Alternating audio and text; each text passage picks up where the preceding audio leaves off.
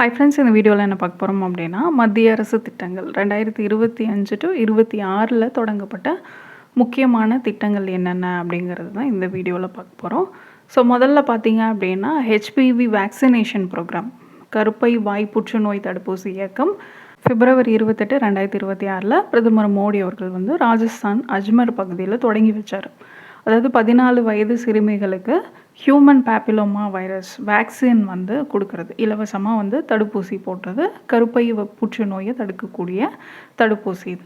So இந்த திட்டத்தின் கீழே ஒவ்வொரு வருஷமும் பார்த்திங்க அப்படின்னா 1.15 கோடி சிறுமிகளுக்கு வந்து இலவசமாக தடுப்பூசி வந்து போடப்படும். இது வந்து கட்டாயம் இல்லை அப்படின்னும் சொல்லியிருக்காங்க. ஸோ எல்லா மாநிலங்கள்லேயும் இந்த யூவின் போர்ட்டல் இருக்கும் இல்லையா, அது மூலமாக ரெஜிஸ்டர் பண்ணிவிட்டு அதுக்கப்புறமா தடுப்பூசி வந்து வழங்கப்படுது. இது என்ன வேக்சின் வந்து யூஸ் பண்ணுறாங்க அப்படின்னு பார்த்தீங்கன்னா, கார்டசெல் 4 வந்து யூஸ் பண்ணுறாங்க. சிங்கிள் டோஸ் ஷெட்யூல் தான் இது.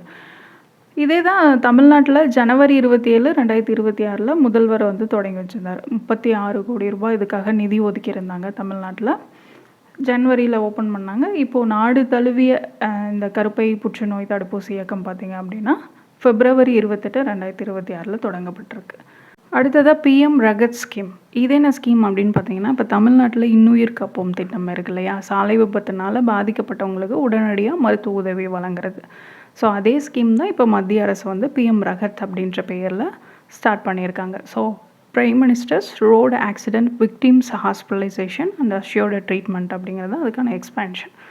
இந்த திட்டத்தை பிப்ரவரி 14, 2026ல் டெல்லியில் இருக்கக்கூடிய சேவா தீர்த்தில் பிரதமர் மோடி அவர்கள் வந்து தொடங்கி வச்சுருந்தார். ஸோ இது எந்த மினிஸ்ட்ரிக்கு கீழே இதை வந்து செயல்படுத்துகிறாங்க அப்படின்னு பார்த்தோன்னா, ministry of road transport and highways. இதில் முக்கியமான விஷயங்கள் பார்க்கலாம். ஸோ ஒவ்வொரு விபத்துக்கும் 1.5 லட்சம் வரைக்கும் பணம் இல்லாத சிகிச்சை வந்து வழங்கப்படும், இலவச சிகிச்சை வழங்கப்படுது. விபத்து நடந்த தேதியிலிருந்து முதல் 7 நாட்களுக்கு சிகிச்சைக்கான செலவை அரசே ஏற்கும். தமிழ்நாட்டில் பார்த்திங்க அப்படின்னா முதல் 48 மணி நேரம்னு இருக்கும். இங்கே வந்து முதல் 7 நாட்களுக்கு சிகிச்சைக்கான செலவு அரசே ஏற்கும். இது தேசிய நெடுஞ்சாலைகள் மட்டும் இல்லாமல், அதாவது நேஷனல் ஹைவேஸ் மட்டும் இல்லாமல், மாநில நெடுஞ்சாலைகள், நகர்ப்புற சாலைகள்னு சொல்லி எல்லா சாலைகளில் நடக்கக்கூடிய விபத்துகளுக்கும் பொருந்தும். இதுக்காக அவசர எண் வந்து கொடுத்துருக்காங்க. ஏற்கனவே இருக்கக்கூடிய எமர்ஜென்சி ரெஸ்பான்ஸ் சப்போர்ட் சிஸ்டம் கீழே 112 அவசர எண் இருக்கு இல்லையா, ஸோ அதை வந்து இது கூட மெர்ஜ் பண்ணி இன்டெகிரேட் பண்ணியிருக்காங்க. 112 அவசர எண்ணை வந்து டயல் பண்ணலாம். இது எல்லா மருத்துவமனைகளுமா அப்படின்னா இல்லை, ஆயுஷ்மான் பாரத் திட்டத்தின் கீழே பதிவு செய்யப்பட்டிருக்கக்கூடிய எல்லா மருத்துவமனைகள்லையும் இந்த வசதியை வந்து பெறலாம் அப்படின்னு சொல்லியிருக்காங்க. So PM Rahat scheme. அடுத்ததாக பிஎம் சேது ஸ்கீம். இதோட எக்ஸ்பென்ஷன் என்ன அப்படின்னு பார்த்தோன்னா, Pradhan Mantri skilling and employability transformation upgraded ITIs. அதாவது அரசு தொழிற்பயிற்சி நிலையங்கள்லாம் இருக்கும்ல, இண்டஸ்ட்ரியல் ட்ரைனிங் இன்ஸ்டிடியூட். ஸோ அது எல்லாத்தையுமே வந்து நவீன பயிற்சி மையங்களாக மாற்றணும் அப்படின்னு சொல்லி தான் இந்த திட்டத்தை வந்து தொடங்கி வச்சுருக்காங்க. அக்டோபர் 4, 2025ல் பிரதமர் மோடி வந்து தொடங்கி வச்சுருந்தார். ஸோ இதுக்கான நிதி ஒதுக்கீடு அப்படின்னு பார்த்திங்கன்னா 60,000 கோடி ரூபாய் வந்து நிதி ஒதுக்கப்பட்டிருக்கு. இது இம்ப்ளிமெண்ட் பண்ணக்கூடிய மினிஸ்ட்ரி அப்படின்னு பார்த்தோன்னா, ministry of skill development and entrepreneurship. இப்போ முதல் கட்டமாக பார்த்திங்கன்னா 1000 அரசு தொழிற்பயிற்சி நிலையங்களை வந்து நவீன பயிற்சி மையங்களாக மாற்றணும் அப்படின்னு சொல்லி ஆரம்பிச்சிருக்காங்க. அடுத்ததாக பிரதான் மந்திரி வீக்ஷித் பாரத் ரோஜ்கர் யோஜனா. ஸோ 79வது சுதந்திர தினத்தப்போ இந்த திட்டம் வந்து செயல்படுத்தப்படும் அப்படின்னு சொல்லி அறிவித்தாங்க. ஆகஸ்ட் 1, 2025லேருந்து நடைமுறைக்கு வந்திருக்கு. இதுக்கான பட்ஜெட் நிதி ஒதுக்கீடு அப்படின்னு எடுத்துட்டோன்னா 99,446 கோடி ரூபாய் வந்து நிதி ஒதுக்கப்பட்டிருக்கு. இந்த திட்டத்தோடைய முக்கியமான நோக்கம் என்ன அப்படின்னு பார்த்தோன்னா, வேலை வாய்ப்புகளை வந்து அதிகமாக உருவாக்கணும் அப்படிங்கிறது தான். ஸோ 2027க்குள்ளே 3.5 கோடி வேலை வாய்ப்புகளை உருவாக்கணும்.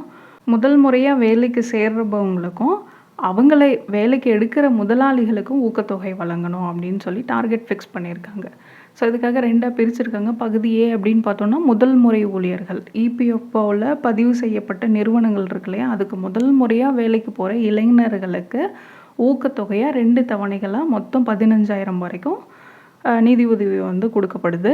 இது 1 லட்சம் வரைக்கும் சம்பளம் வாங்கக்கூடியவங்களுக்கு மட்டும்தான். 1 லட்சத்துக்கு மேலே வாங்குறாங்க அப்படின்னா அவங்களுக்கு இந்த ஊக்கத்தொகை வந்து கிடைக்காது. அதுக்கப்புறம் அவங்கள எடுக்கிறாங்க இல்லையா, அந்த முதலாளிகளை ஊக்கமளிக்கணும் அப்படின்னு சொல்லிட்டு கூடுதல் பணியாளர்களை வேலைக்கு எடுக்கக்கூடிய எல்லா துறை நிறுவனங்களுக்கும் ஒவ்வொரு புதிய ஊழியருக்கும் மாதம் 3000 ரூபாய் அப்படின்ற வரைக்கும் முதலாளியோட பிஎஃப் பங்களிப்பை 2 ஆண்டுகளுக்கு அரசே ஏற்கும் அப்படின்னு சொல்லியிருக்காங்க. ஸோ இதை செயல்படுத்தக்கூடிய மினிஸ்ட்ரி அப்படின்னு பார்த்தோன்னா ministry of labour and employment. இது ஆகஸ்ட் 1, 2025 ஜூலை 31, 2027 இந்த காலகட்டத்துக்குள்ளே உருவாக்கப்பட்ட வேலைகளுக்கு மட்டும்தான் இந்த திட்டம் வந்து பொருந்தும். ஸோ பிரதான் மந்திரி விக்ஷித் பாரத் ரோஷ்கர் யோஜனா அப்படிங்கிறது வேலை வாய்ப்புகளை உருவாக்குவதற்காக ஆரம்பிக்கப்பட்ட திட்டம். அடுத்ததாக ஆதி கர்மயோகி அபியான் அப்படிங்கிற திட்டம் பார்த்திங்க அப்படின்னா ஜூன் 27, 2025 அனௌன்ஸ் பண்ணியிருந்தாங்க. லான்ச் பண்ணது அப்படின்னு பார்த்தோன்னா செப்டம்பர் 17, 2025 மத்திய பிரதேஷ் மாநிலத்தில் பிரதமர் மோடி வந்து தொடங்கி வச்சுருந்தார். So world's largest tribal grassroots leadership mission, உலகிலேயே மிகப்பெரிய பழங்குடியின அளவிலான இயக்கம் அப்படின்னா இதுதான். இதை வந்து இம்ப்ளிமெண்ட் பண்ணக்கூடிய மினிஸ்ட்ரி அப்படின்னு பார்த்தோன்னா மினிஸ்ட்ரி ஆஃப் ட்ரைபல் அஃபேர்ஸ். இதோடைய நோக்கம் என்ன அப்படின்னு பார்த்தோன்னா பழங்குடியின கிராமங்களில் நிர்வாகத்தை வந்து வலுப்படுத்தணும் அப்படிங்கிறது தான் முக்கிய நோக்கம். ஸோ இதுக்காக 1,00,000 பழங்குடியின கிராமங்களில் 20 லட்சம் தலைவர்களை வந்து உருவாக்கணும். ரெண்டாவது வந்து பழங்குடியின சமூகங்களும் அரசு அதிகாரிகளும் சேர்ந்து 1,00,000 பழங்குடியின கிராமங்கள் தொலைநோக்கு 2030 அப்படிங்கிற திட்டத்தை வந்து உருவாக்கணும். 1 lakh ட்ரைபல் வில்லேஜஸ் விஷன் 2030 அப்படிங்கிற திட்டத்தை உருவாக்கணும். ஒவ்வொரு பழங்குடியின கிராமத்துலேயும் ஆதிசேவா கேந்திராஸ், ஸோ அதாவது ஆதிசேவா மையங்களை வந்து நிறுவி அரசோட சலுகைகள் வந்து மக்கள்கிட்ட நேரடியாக அவங்கள வந்து பழங்குடியின மக்களுக்கு சென்றடையுதா அப்படிங்கிறத உறுதி செய்யணும். ஸோ இதெல்லாம் தான் இந்த திட்டத்துடைய முக்கியமான நோக்கம். செப்டம்பர் 17, 2025 தொடங்கி வைக்கப்பட்டது. இதே போல் பழங்குடியினருக்காக அதிகாரம் அளிக்கக்கூடிய பிரச்சாரத்தை கேம்பெயினை வந்து ஒன்று ஸ்டார்ட் பண்ணி வச்சுருந்தாங்க. அதோடைய பேர் என்ன அப்படின்னு பார்த்தீங்கன்னா தார்த்தி ஆபா ஜன் பாகிதாரி அபியான் அப்படிங்கிறது. தார்த்தி ஆபா பொது பங்கேற்பு பிரச்சாரம் அப்படின்னு சொல்லி ஜூன் 15 ஜூலை 15, 2025 1 மாத காலத்துக்கு இந்த பிரச்சாரத்தை வந்து ஸ்டார்ட் பண்ணாங்க. ஸோ லார்ஜஸ்ட் எவர் ட்ரைபல் எம்பவர்மெண்ட் கேம்பெயின் அப்படின்னா இதுதான். ஸோ இதையும் வந்து மினிஸ்ட்ரி ஆஃப் ட்ரைபல் அஃபேர்ஸ் தான் வந்து ஸ்டார்ட் பண்ணாங்க. இது எதுக்காக அப்படின்னு பார்த்தோன்னா பழங்குடியினர் சுதந்திர போராட்ட வீரர் பிர்சா முண்டா இருக்கார் இல்லையா, ஸோ அவருடைய 150வது பிறந்த நாளை முன்னிட்டு ஏற்கனவே பழங்குடியினர் கௌரவ ஆண்டு அப்படின்னு சொல்லி ஒன்று ஸ்டார்ட் பண்ணாங்க, ஜன்ஜாதிய கௌரவ வர்ஷ் அப்படின்னு சொல்லி. அதோடைய ஒரு பகுதியாக இந்த பிரச்சாரத்தையும் வந்து தொடங்கி வச்சுருந்தாங்க. இதன் மூலமாக நிறைய விழிப்புணர்வு, அது மட்டும் இல்லாமல் கேம்ப்லாம் நடத்தினாங்க பழங்குடியின பகுதிகளில். எதுக்காக அப்படின்னா ஆதார், ஆயுஷ்மான் பாரத், அப்புறம் பிஎம் கிசான், ஜன்தன் கணக்கு, உஜ்வாலா இந்த மாதிரி மத்திய அரசோடைய முக்கியமான திட்டங்கள் ஒவ்வொரு பழங்குடியின குடும்பத்துக்கும் சென்றடையுதா அப்படிங்கிறத உறுதிப்படுத்தணும்னு சொல்லி நிறைய கேம்ப்லாம் போட்டிருந்தாங்க. இந்த பிரச்சாரத்துக்கும் இலக்கு நிர்ணயிச்சிருந்தாங்க. 1,00,000 பழங்குடியின கிராமங்களில் இருக்கக்கூடிய 5.5 கோடி பழங்குடியின மக்களுக்கு மத்திய அரசு திட்டங்களை நேரடியாக கொண்டு போய் சேர்க்கணும் அப்படின்னு சொல்லிலாம் இலக்கு நிர்ணயிச்சிருந்தாங்க. இந்த ஜன்ஜாதிய கௌரவ் வர்ஷ் பழங்குடியின கௌரவ ஆண்டு அப்படின்னு எடுத்துட்டிங்கன்னா பிர்சா முண்டாவுடைய 150வது பிறந்த நாளை கொண்டாடணும் அப்படின்னு சொல்லி ஒரு வருஷத்துக்கு, அதாவது நவம்பர் 15, 2024 நவம்பர் 15, 2025 வரைக்கும் ஒரு மக்கள் இயக்கமாக செயல்படுத்தணும் அப்படின்னு சொல்லி ஆரம்பித்தது தான் இந்த ஜன்ஜாதிய கௌரவ் வர்ஷ் அப்படிங்கிறது. ஸோ அதோட ஒரு பகுதியாக தான் இந்த கேம்பெயினை வந்து நடத்தியிருந்தாங்க. அடுத்ததாக பிரதமரின் தன்தானிய விவசாய திட்டம், பிரதான் மந்திரி தன்தானிய கிருஷி யோஜனா 2025 to 26 மத்திய பட்ஜெட்டில் அறிவிச்சிருந்தாங்க. அதுக்கப்புறம் ஜூலை 16, 2025 அப்ரூவ் பண்ணியிருந்தாங்க. ஸோ எப்போ வந்து லான்ச் பண்ணாங்க அப்படின்னா அக்டோபர் 11, 2025 11 மினிஸ்ட்ரியிலேருந்து 36 ஸ்கீம்ஸ் வந்து இதுக்காக மெர்ஜ் பண்ணியிருக்காங்க. ஸோ இதுக்காக ஒதுக்கப்பட்ட நிதி அப்படின்னு பார்த்தோன்னா 24,000 கோடி வந்து நிதி ஒதுக்கப்பட்டிருக்கு. அடுத்த 6 ஆண்டுகளில் இந்த திட்டம் வந்து செயல்படுத்தப்படும். Ministry of agriculture and farmers welfare தான் இந்த திட்டத்தை வந்து செயல்படுத்துகிறாங்க. இதில் விவசாயத்தில் பின்தங்கி இருக்கக்கூடிய 100 மாவட்டங்களை வந்து தேர்ந்தெடுப்பாங்க. அந்த தேர்ந்தெடுக்கப்பட்ட மாவட்டங்களில் விவசாய உற்பத்தியை மேம்படுத்துறது, நிலையான விவசாய நடைமுறையை அதிகரிக்கிறது, அப்புறம் அறுவடைக்கு பின்னாடி அதை சேமித்து வைக்கக்கூடிய சேமிப்பு கிடங்குகளை வந்து அதிகரிக்கிறது, நீர்ப்பாசன வசதிகளை வந்து மேம்படுத்துறது, அந்த தேர்ந்தெடுக்கப்பட்ட 100 மாவட்டங்களில் விவசாயிகளுக்கு வந்து குறுகிய கால கடன்கள் கிடைக்கிறதை எளிதாக்குறது. இந்த மாதிரி நோக்கத்தோடு இந்த திட்டம் வந்து ஆரம்பிக்கப்பட்டிருக்கு. இதன் மூலமாக 1.7 கோடி விவசாயிகள் வந்து நேரடியாக இந்த திட்டத்தின் மூலமாக பயன்பெறுவாங்க அப்படின்னு எதிர்பார்க்கப்படுது. ஸோ பிரதான் மந்திரி தன்தானிய கிருஷி யோஜனா அப்படிங்கிறது வேளாண் பயிர் உற்பத்தி குறைவாக இருக்கக்கூடிய 100 மாவட்டங்களை தேர்ந்தெடுத்து விவசாய உற்பத்தி திறனை மேம்படுத்தணும் அப்படின்னு சொல்லி செயல்படுத்தப்படுது. இதில் முக்கிய பங்கு வகிக்கிற அமைப்பு அப்படின்னு பார்த்தோம்னா நிதி ஆயோக் தான். இந்த மாவட்டங்களுக்கு இந்த திட்டங்களை கொண்டு போய் சேர்க்கறது, இது செயல்படுத்துறது எல்லாமே நிதி ஆயோக் வந்து பண்ணுவாங்க. அடுத்ததான் அதே அக்டோபர் 11, 2025 இந்த திட்டத்துக்குடைய இன்னொரு திட்டத்தையும் பிரதமர் மோடி வந்து தொடங்கி வச்சிருந்தார். என்ன அப்படின்னு பார்த்தோம்னா தல்ஹான் ஆத்ம நிர்பாரதா மிஷன், பருப்பு வகைகளுக்கான சுயசார்பு இயக்கம், மிஷன் ஃபார் ஆத்ம நிர்பாரதா இன் பல்சஸ். ஸோ 2025 to 26 மத்திய பட்ஜெட்டில் இதை அறிவிச்சிருந்தாங்க. இந்த ஒரு திட்டம் வந்து கொண்டு வரப்படும் அப்படின்னு சொல்லி தான். இது பார்த்தீங்க அப்படின்னா இப்போ 11,440 கோடி நிதி ஒதுக்கப்பட்டு 2025 2030 to 31 வரைக்கும் 6 ஆண்டுகளுக்கு இந்த திட்டம் வந்து செயல்படுத்த போகுது. இது செயல்படுத்தக்கூடிய அமைச்சகம் அப்படின்னு பார்த்தோன்னா ministry of agriculture and farmers welfare தான் இதையும் வந்து செயல்படுத்த போகிறாங்க. ஓகே, இந்த இயக்கத்துக்கான முக்கிய நோக்கம் என்ன அப்படின்னு பார்த்தோன்னா 2030 to 31 ஆண்டுக்குள்ளே இந்தியா பருப்பு உற்பத்தியில் முழுமையான சுயசார்பு அடையிறத உறுதி செய்யணும், செல்ஃப் சஃபிஷியன்சி. ஸோ நம்ம வெளியிலேருந்து இறக்குமதி பண்ணுறதெல்லாம் தவிர்த்துட்டு நமக்கு தேவையான உற்பத்தியை வந்து நம்மளே பண்ணிக்கிறது. இறக்குமதியை குறைக்கிறோம். 15-20% இப்போ வந்து பருப்பு இறக்குமதி வந்து பண்ணிகிட்ருக்காங்க. ஸோ அதை தவிர்த்து அந்நிய செலாவணியை வந்து சேமிக்கிறது. இதே போல் இப்போது பருப்பு உற்பத்தி எவ்வளோ இருக்குது அப்படின்னு பார்த்தீங்கன்னா 242 லட்சம் மெட்ரிக் டன்னாக இருக்குது. அதை 350 லட்சம் மெட்ரிக் டன்னாக உயர்த்தணும். இதெல்லாமே இந்த 2030க்குள்ளே. இது மட்டும் இல்லாமல் அந்த பருப்பு உற்பத்தி சாகுபடி நிலப்பரப்பு இருக்கு இல்லையா, அதை வந்து அதிகரிக்கணும். எவ்வளவா 310 லட்சம் ஹெக்டேராக அதிகரிக்கணும் அப்படிங்கிறதெல்லாம் தான் இந்த திட்டத்தோடைய நோக்கங்கள். இதில் முக்கிய பயிர்களாக துவரை, உளுந்து, மசூர் இந்த பருப்புகள் உற்பத்தியை அதிகரிக்கிறதுக்கு வந்து முன்னுரிமை கொடுக்கப்படும் அப்படின்ட்டுருக்காங்க. அது மட்டும் இல்லாமல் அடுத்த 4 ஆண்டுகளுக்கு இந்த பருப்புகளை குறைந்தபட்சம் ஆதரவு விலையில் மினிமம் சப்போர்ட் ப்ரைஸில் 100% வந்து அரசே கொள்முதல் பண்ணிக்கும். எப்படி பண்ணுவாங்க அப்படின்னா இந்திய தேசிய வேளாண் கூட்டுறவு சந்தைப்படுத்தல் கூட்டமைப்பு, national agricultural cooperative marketing federation of India, அப்புறம் தேசிய கூட்டுறவு நுகர்வோர் கூட்டமைப்பு, நேஷ்னல் கோஆப்ரேட்டிவ் கன்சியூமர்ஸ் ஃபெடரேஷன், இந்த அமைப்புகள் மூலமாக அரசே வந்து 100% இந்த பருப்புகளை வந்து கொள்முதல் பண்ணிக்குவாங்க அடுத்த 4 ஆண்டுகளுக்கு. ஸோ அதை எந்தெந்த பயிர்கள் அப்படிங்கிறத ஞாபகம் வச்சுக்கோங்க. துவரை, உளுந்து, மசூர் இதை வந்து அதிகரிக்கிறதுக்கு முன்னுரிமை கொடுக்கப்படும். அடுத்ததான் கிராமப்புற செழிப்புக்கான திட்டம், rural prosperity and resilience programme அப்படின்னு சொல்லி இது பட்ஜெட்டில் வந்து சொல்லியிருந்தாங்க. பட் இது இன்னும் இம்ப்ளிமெண்ட் பண்ணலை. பட் என்ன அப்படின்றத மட்டும் தெரிஞ்சுக்கோங்க. விவசாயத்தில் இருக்கக்கூடிய குறைவான வேலைவாய்ப்பு பிரச்சனைகளை தீர்க்கறதுக்கு அவங்களுக்கு திறன் பயிற்சி வழங்குறது, வேளாண்மையில் முதலீடு செய்ய வைக்கிறது, அங்கே இருக்கக்கூடிய தொழில்நுட்பத்தை மேம்படுத்தணும் அப்படின்னு சொல்லி தான் இந்த திட்டத்தை வந்து அறிவித்தாங்க. அது மட்டும் இல்லாமல் கிராமப்புறங்களில் போதுமான பொருளாதார வாய்ப்புகளை வந்து உருவாக்கணும். ஸோ எல்லாம் வந்து பொருளாதாரத்துக்காக கிராமங்கள்லேருந்து நகரங்களுக்கு இடம் பெயர்றாங்க இல்லையா, அது ஒரு கட்டாயமாக இல்லாமல் விருப்பமாக மாற்றணும் அப்படின்னு சொல்லி இந்த திட்டத்தை வந்து அறிவிச்சிருந்தாங்க. முதல் கட்டமாக குறைந்த உற்பத்தி திறன் கொண்ட 100 வளரும் வேளாண் மாவட்டங்களில் இந்த திட்டம் வந்து செயல்படுத்தப்படும் அப்படின்னு சொல்லியிருக்காங்க. அடுத்தது Navya scheme, nurturing aspirations through vocational training for young adolescent girls, இளம் பருவ பெண்களுக்கான திறன் மேம்பாட்டு திட்டம். ஜூன் 24, 2025 உத்தரப்பிரதேச மாவட்டம் சோன்பத்ராவில் இந்த திட்டத்தை வந்து தொடங்கி வச்சாங்க.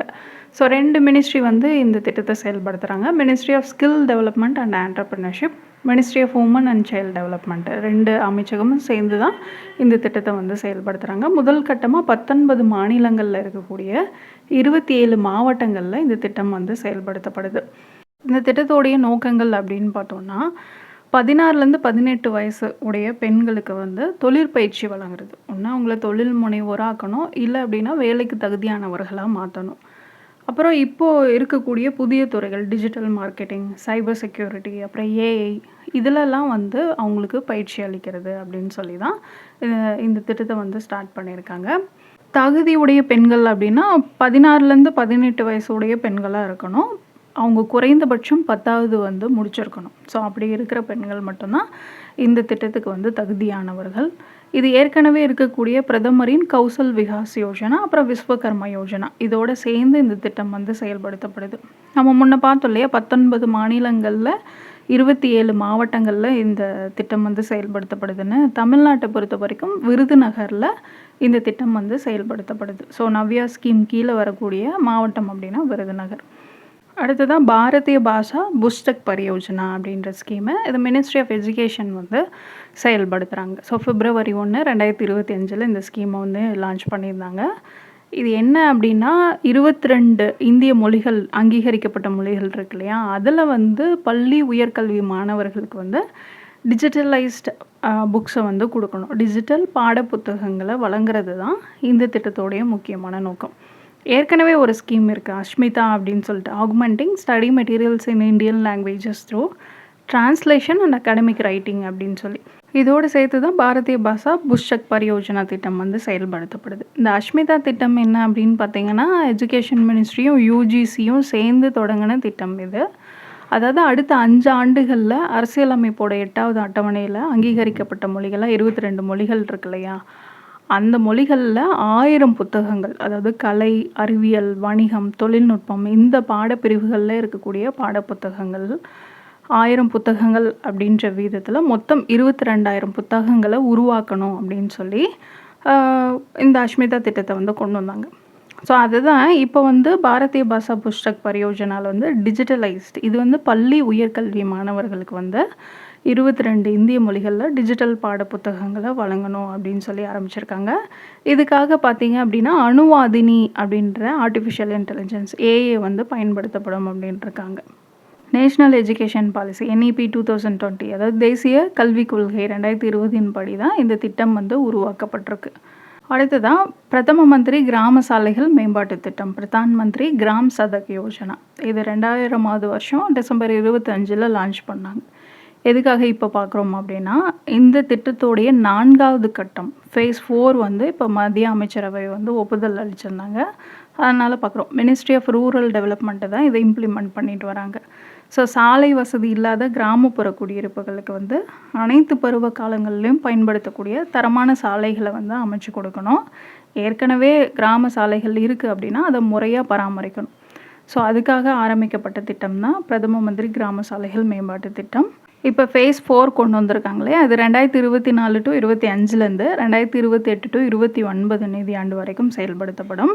அதுக்காக பார்த்தீங்க அப்படின்னா 70,125 கோடி ரூபாய் நிதி ஒதுக்கப்பட்டிருக்கு. அதில் மத்திய அரசு 49,000 கோடியும் மாநில அரசு 21,000 கோடியும் வந்து இதுக்காக செலவு பண்ணுவாங்க.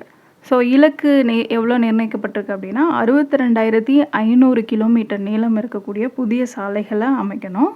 இன்னும் சாலை வசதிகளே பெறாத 25,000 கிராம குடியிருப்புகளை வந்து இணைக்கணும் அப்படின்னு இதன் மூலமாக இலக்கு நிர்ணயிச்சிருக்கிறாங்க. அடுத்ததாக PM ஸ்வாநிதி திட்டம். ஸோ மார்ச் 31, 2030 வரைக்கும் இந்த திட்டம் வந்து நீட்டிக்கப்பட்டிருக்கு. அதாவது 2020 ஜூன் 1 இந்த திட்டம் வந்து லான்ச் பண்ணியிருந்தாங்க.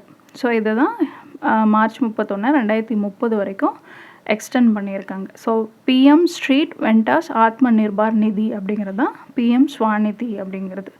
Ministry of housing and urban affairs தான் இது இம்ப்ளிமெண்ட் பண்ணுறாங்க. இப்போது இதுக்காக 7,332 கோடி கூடுதலாக நிதி ஒதுக்கப்பட்டிருக்கு. ஸோ இதோடைய முக்கியமான நோக்கம் என்ன அப்படின்னா, இந்த கொரோனா பெருந்தொற்று அந்த டைமில் வந்து தெருவோர வியாபாரிகள் பாதிக்கப்படக்கூடாது அப்படின்னு சொல்லி அவங்களுக்கு வந்து தொழில் தொடங்க கடன் உதவி கொடுக்கணும் அப்படின்னு சொல்லி ஆரம்பித்தாங்க இந்த திட்டம். ஸோ அதை வந்து இப்போது நீட்டிச்சிருக்காங்க. அடுத்தது பிரதான் மந்திரி ஃபசல் பீமா யோஜனா. இது 2016 February 18 கொண்டு வந்தாங்க. இது ஏன் இப்போ பார்க்குறோம் அப்படின்னா, இதுவும் 2025 to 26 வரைக்கும் நீட்டிக்கப்பட்டிருக்கு, எக்ஸ்டெண்ட் பண்ணியிருக்காங்க. So ministry of agriculture and farmers welfare தான் இதை வந்து இம்ப்ளிமெண்ட் பண்ணுறாங்க. ஏற்கனவே இருந்த தேசிய வேளாண் காப்பீட்டு திட்டம், அப்புறம் மாற்றி அமைக்கப்பட்ட தேசிய வேளாண் காப்பீட்டு திட்டம், இந்த திட்டங்களுக்கு பதிலாக தான் இந்த பிரதான் மந்திரி ஃபசல் பீமா யோஜனா கொண்டு வந்தாங்க. இதோடைய நோக்கம் என்ன அப்படின்னா, பயிர் சேதம் ஏற்படுது அப்படின்னா அந்த டைமில் விவசாயிகளுக்கு வந்து நிதி ஆதரவு அளிக்கிறது. ஸோ பயிர் காப்பீட்டு திட்டம் தான் இது. விவசாயிகளோட வருமானத்தை நிலைப்படுத்துறது மூலமாக தொடர்ந்து அவங்க விவசாயத்தை வந்து ஈடுபடுறத உறுதி செய்கிறாங்க. புதுமையான விவசாய முறைகளை கையால் அவங்கள வந்து ஊக்குவிக்கிறது. ஸோ இதெல்லாம் தான் இந்த ஸ்கீமோடைய அப்ஜெக்டிவ்ஸ்.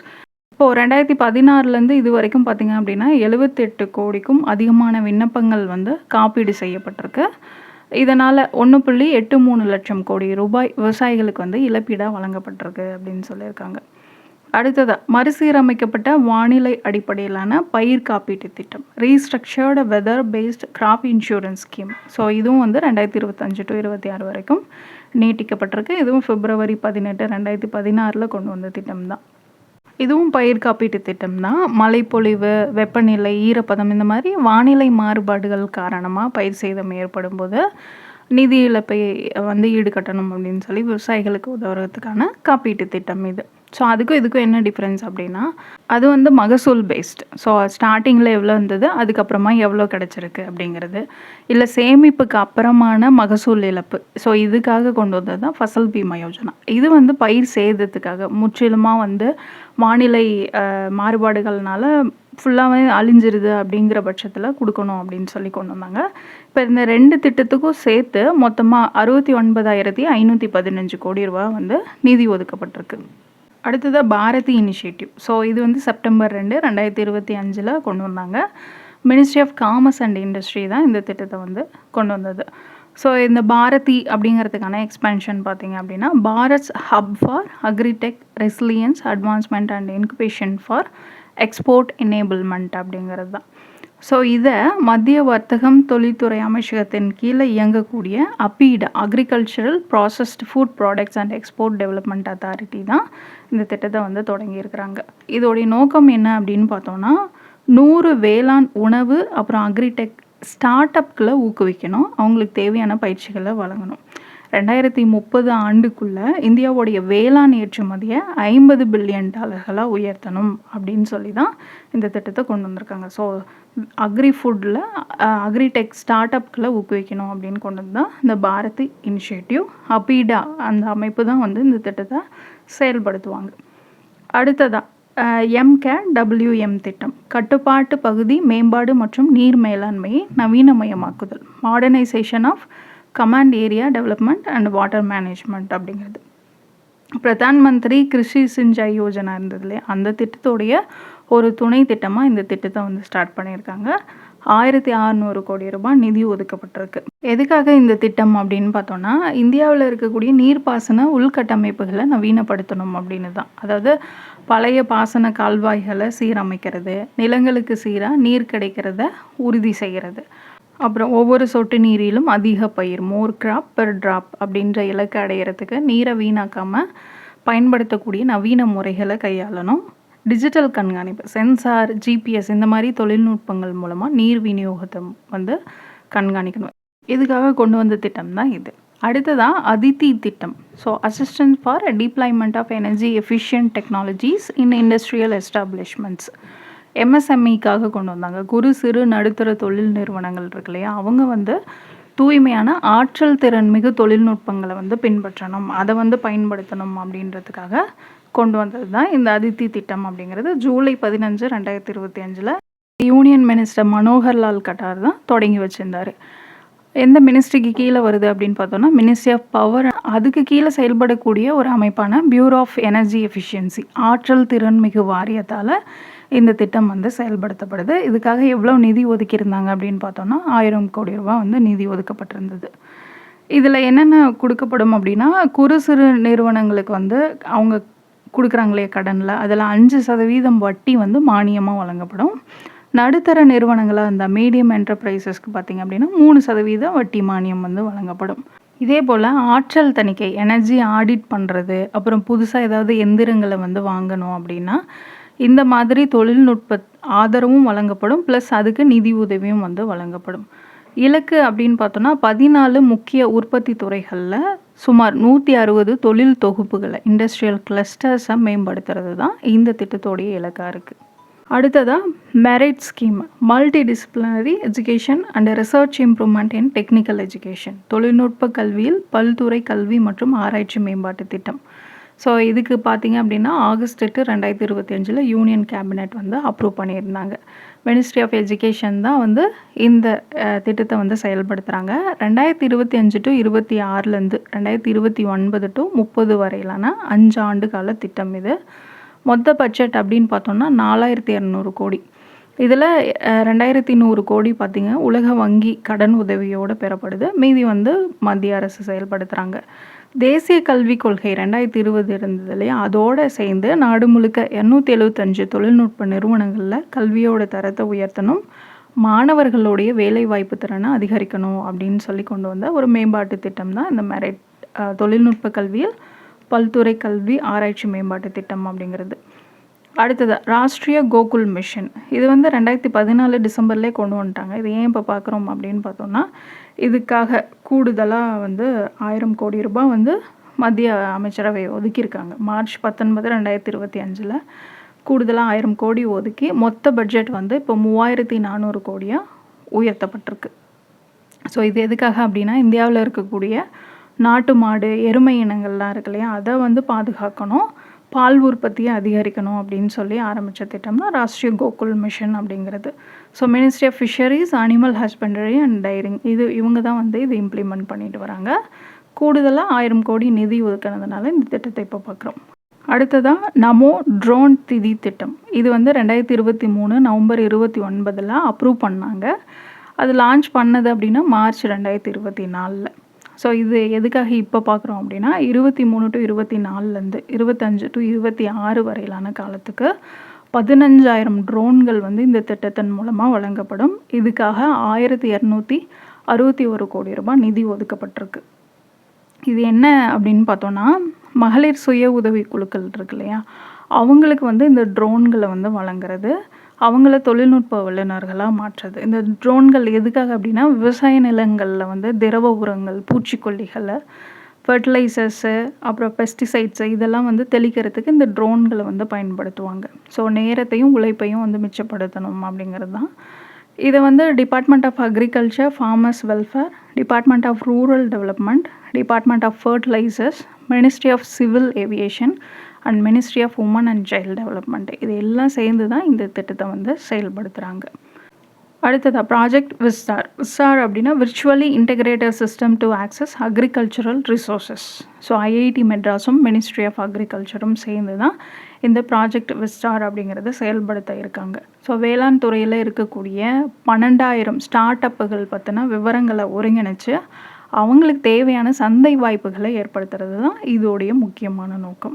ஸோ இந்தியாவுடைய வேளாண் விரிவாக்க அமைப்பு அக்ரிகல்ச்சரல் எக்ஸ்டென்ஷன் சிஸ்டம் இருக்கு இல்லையா, அதை நவீனப்படுத்தி டிஜிட்டல் முறைக்கு மாற்றணும்.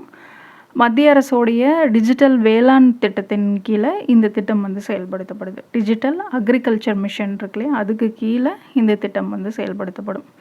அடுத்ததாக இந்த யூனியன் பட்ஜெட் 2026 to 27 நிறைய சொல்லியிருந்தாங்க. அதில் ரொம்ப முக்கியமானது அப்படின்னு பார்த்தோம்னா 2 ஸ்கீம். திவ்யாங் கௌசல் யோஜனா அப்படின்னு மாற்றுத்திறனாளிகளுக்கு வந்து சிறப்பு திறன் பயிற்சி அளித்து அவங்கள சுய சார்புடையவர்களாக மாற்றணும் அப்படின்னு சொல்லி இந்த திவ்யாங் கௌசல் யோஜனா வந்து செயல்படுத்தப்படும் அப்படின்னு சொல்லியிருக்காங்க. அதே போல் பயோஃபார்மா சக்தி.